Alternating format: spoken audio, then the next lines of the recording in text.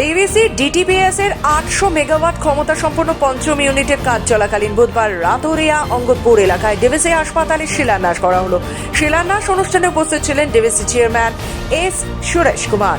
গ্রামবাসীরা শঙ্খধ্বনি ও চন্দনের টিপ দিয়ে তাকে স্বাগত জানান। এলাকাবাসীদের পক্ষ থেকে দ্রুত প্রকল্পের কাজ সম্পূর্ণ করার দাবি তোলা হয়, যাতে কাজের গতি বাড়ে এবং এলাকার সার্বিক উন্নয়ন হয়। হাসপাতাল নির্মাণের ফলে স্থানীয় মানুষ চিকিৎসা পরিষেবার সুবিধা পাবেন বলে আশা প্রকাশ করেন তারা। প্রসঙ্গত 5 দিন আগে অর্জুনপুর তেঁতুলতলা এলাকার উচ্ছেদে বাধা ঘিরে উত্তেজনা সৃষ্টি হয়েছিল। এ বিষয়ে ডিভিসি চেয়ারম্যান বলেন, সংশ্লিষ্ট জমি ডিভিসির নিজস্ব এবং বিভিন্ন বাধার কারণে শিল্প ও প্রকল্পের অগ্রগতি ব্যাহত হচ্ছে। এখনো অবধি আমাদের সাথে চেয়ারম্যানের কথা হয়নি। আমাদের নেতৃত্ব ওনার সাথে কথা বলবেন, নেতৃত্ব থাকবেন এবং চেয়ারম্যানের সাহেবের সাথে এইটাই আমাদের কথা যে আমরা যেই কারণে আজকে এখানে জমায়েত হয়েছি, দীর্ঘদিন ধরে ডিটিপিএসে 2টো ইউনিট চলছিল, 17 এবং 22-এ সেই 2টো ইউনিট বন্ধ হয়ে গেছে এবং পুরো অন্ধকার হয়ে গেছে এলাকা।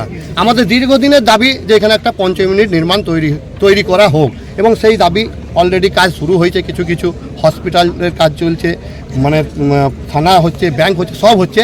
সাথে সাথে আমরা বলছি কাজের আরও যাতে অগ্রগতি হয়, আরও যে প্ল্যান্টে যে সমস্ত কাজ, সেই কাজগুলো যাতে এগিয়ে নিয়ে যাওয়া হয়। প্রচুর বেকার ছেলে এখানে বসে আছে, দাঁতে দাঁত চেপে বসে আছে। তাদের লক্ষ্য একটাই যে আগামী দিনের ভবিষ্যতের কথা চিন্তা করে, এলাকার মানুষের কথা চিন্তা করে এখানে একটা ইউনিটের অবশ্যই প্রয়োজন আছে। কাজটা ত্বরান্বিত করার জন্য আমরা আবেদন করতে এসেছি চেয়ারম্যানের কাছে।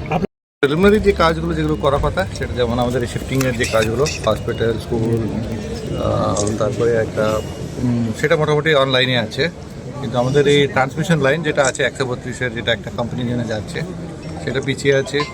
তারপরে আরও কিছু যে আমাদের যে ফেসিলিটিগুলো যেটা করাতে হবে, যেমন আমাদের এই ডরমেটরি, হ্যান্ডকানিগুলো যেগুলো করতে হবে আমাদের এই 17 একর জায়গার উপরে, সেটা একটুখানি পিছিয়ে আছে। ওটার জন্য আমরা দেখলাম আগের দিন যখন আপনাদের মানে কর্তৃপক্ষের লোকজন গিয়েছিল, বাধার মুখে পড়তে হয়েছিল, সেখানে এলাকাবাসীরা একটা এজিটেশন করছে। কোথাও কি আমার মনে হচ্ছে ওরা এলাকাবাসী নয়, আমি যা দেখলাম ওদের মুখ সত্যি আগে কিছু নয়, ওই এমনি নিয়ে আসা হলো। বাট কথাটা হচ্ছে যে এই জায়গাগুলো আমাদেরই জায়গা, তো ওরা দখল করে বসে আছে এতদিন ধরে, সেটা তো আর কিছু বলার কিছু নেই। এখন আমাদের কাজের প্রয়োজন পড়ছে, সেটা থাকতে হবে, এটাই আমাদের বক্তব্য।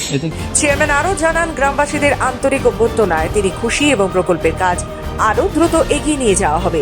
দুর্গাপুর থেকে নিজস্ব প্রতিনিধি রিপোর্ট, খবর বাংলা।